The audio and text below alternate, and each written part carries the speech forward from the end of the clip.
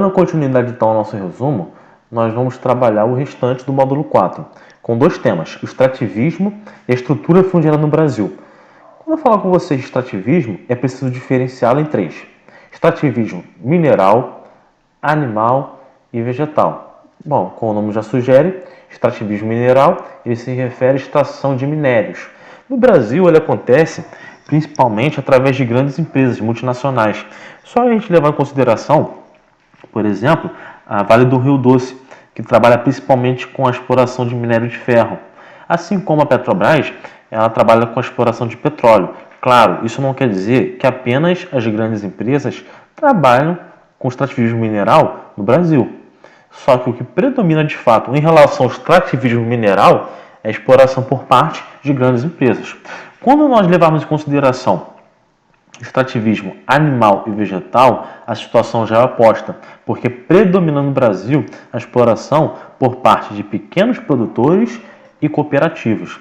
Então, se a gente levar em consideração o extrativismo animal, ele é basicamente um extrativismo que acontece através da caça e da pesca. A caça ela é proibida no Brasil, por lei. Acontece, só que de maneira ilegal, obscura. Já a pesca, ela acontece de maneira legal, desde que você tenha uma determinada regulamentação. Aí ela varia de local para local. Com relação ao extrativismo vegetal, nós temos, digamos assim, uma intensa exploração desse tipo de extrativismo, principalmente no norte do país, na chamada região amazônica. Isso acontece desde o período colonial, com as chamadas drogas do sertão. E até os dias de hoje, através de pequenos produtores e cooperativas, nós temos a exploração de produtos como, por exemplo, o látex, o açaí, a castanha do Pará, a exploração da própria madeira para a fabricação de móveis.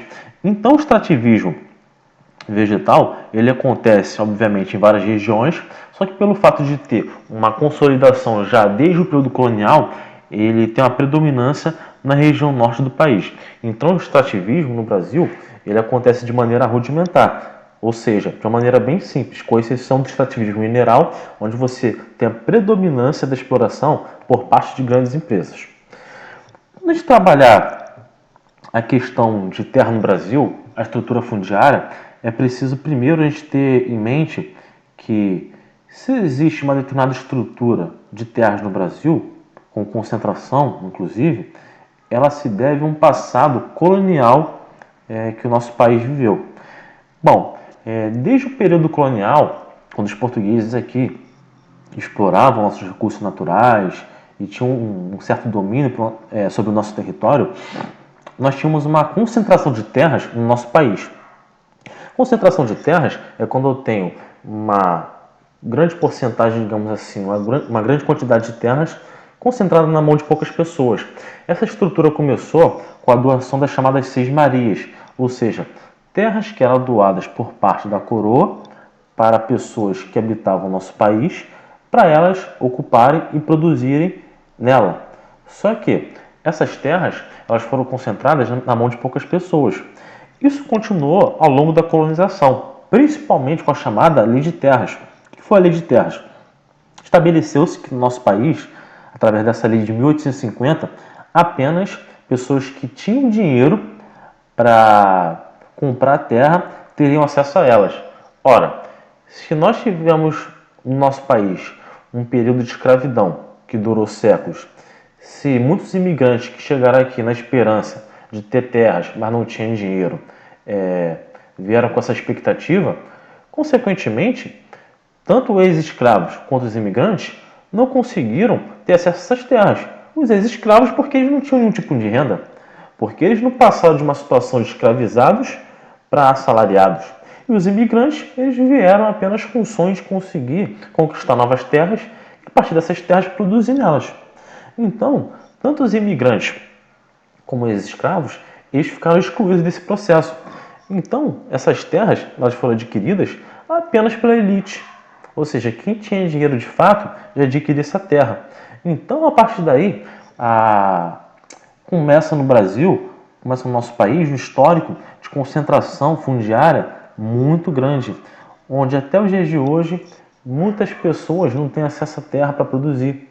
ou quando tem esse acesso à terra, são pequenas propriedades com pouco incentivo por parte do governo, o que leva a ter uma produtividade muito pequena. Então, a partir disso, surgem movimentos no nosso país a favor da chamada reforma agrária. O que seria isso? É uma política de redistribuição de terras, ou seja, eles partem do princípio que as terras no Brasil elas deveriam ser divididas de maneira igualitária, para que mais pessoas tivessem acesso a essa terra. E surgem, a partir desses movimentos lutando pela reforma agrária, o chamado MST, que é o movimento dos trabalhadores sem terra.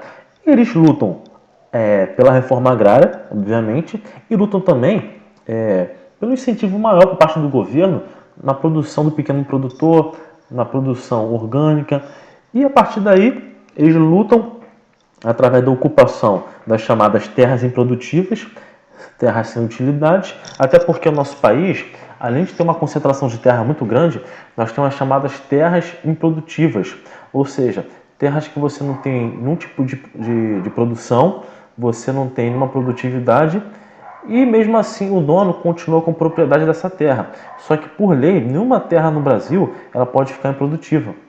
Então a partir dessa brecha na lei, os militantes do MST eles ocupam a terra que estão improdutivas e lutam por reforma agrária, pela distribuição dessas terras, principalmente as improdutivas. E a partir daí, eles ocupam essa terra e tentam produzir algum tipo de alimento orgânico para produzir e vender no mercado.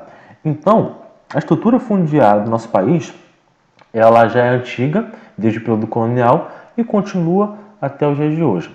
Bom, então esses temas estão relacionados ao módulo 4. Espero que tenha entendido. Em caso de dúvidas, lembrando, eu estou disponível na plataforma toda quarta-feira, das 2 às 3h30 da tarde. Até a próxima.